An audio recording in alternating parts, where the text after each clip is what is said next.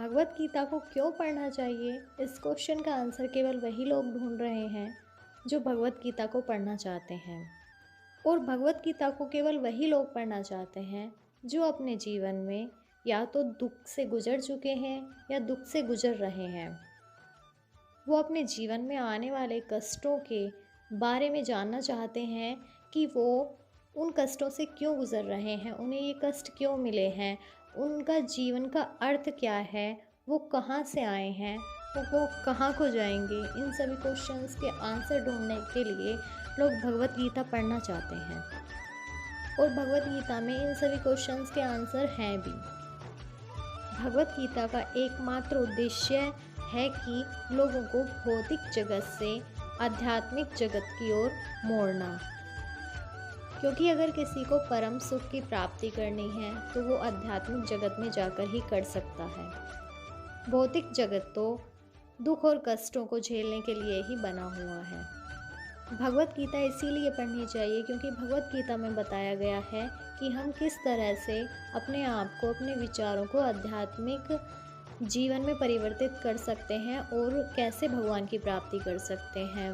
भगवत गीता में बताया गया है कि हमें जीवन भर ईश्वर को स्मरण करना चाहिए, उनको अपने ध्यान में रखना चाहिए और उस चीज़ का अभ्यास करते रहना चाहिए कि वो हमेशा हमारे चित्त पर रहें।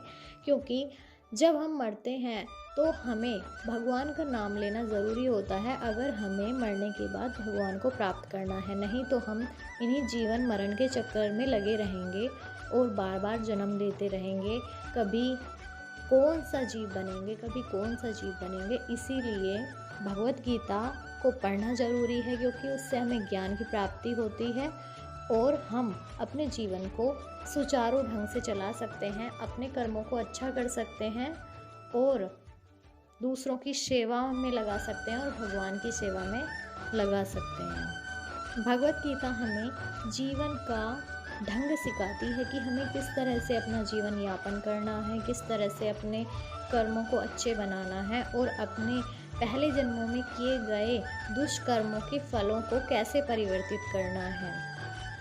भगवत गीता पढ़ने और भगवान के नाम को लेने से हमारे पिछले कर्मों के जितने भी दुष्कर्म हैं उनके फल नेगेटिव से पॉजिटिव हो जाते हैं और आने वाला जीवन भी आध्यात्मिक होता है। इसीलिए हम सभी को भगवत गीता पढ़नी चाहिए और अपने जीवन का उद्देश्य ढूंढना चाहिए और अपने कर्मों को अच्छा करना चाहिए।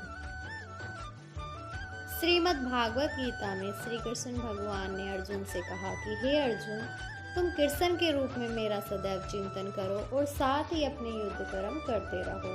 अपने कर्मों को मुझे अर्पित करके तथा अपने मन एवं बुद्धि को मुझ पर स्थिर करके तुम मुझे निश्चित रूप से प्राप्त करोगे। वे अर्जुन से उसके कर्म को त्याग कर केवल अपना स्मरण करने के लिए नहीं कहते। भगवान कभी भी कोई अव्यवहारिक बात का परामर्श नहीं देते। इस जगत में शरीर के पालन हेतु मनुष्य को कर्म करना होता है। अर्जुन से भगवान आगे भी कहते हैं कि क्षत्रिय होने के कारण वह युद्ध का त्याग नहीं कर सकता, किंतु यदि वह कृष्ण का स्मरण करते हुए युद्ध करता है तो वह मृत्यु के समय कृष्ण का स्मरण कर सकेगा। परंतु इसके लिए मनुष्य को भगवान की दिव्य प्रेम भक्ति में सेवा में पूर्णतः समर्पित होना होगा। वास्तव में हम अपने शरीर से नहीं अपितु अपने मन तथा बुद्धि से कर्म करते हैं। अर्थात यदि मन तथा बुद्धि सदैव परमेश्वर के विचार में मगन रहे तो स्वाभाविक ही इंद्रियां भी उनकी सेवा में लगी रहेंगी। इंद्रियों के कार्य कम से कम बाहर से तो वे होते ही रहते हैं, लेकिन चेतना बदल जाती है। भगवत गीता हमें सिखाती है कि किस प्रकार मन तथा बुद्धि को भगवान के विचार में लीन रखा जाए। ऐसी तल्लीनता से मनुष्य भगवत धाम को जाता है। यदि मन कृष्ण की सेवा में लग जाता है तो सारी इंद्रियां स्वतः उनकी सेवा में लग जाती हैं। यह कला है और यही भगवत गीता का रहस्य भी है कि श्री कृष्ण के विचार में पूरी तरह से मगन रहा जाए।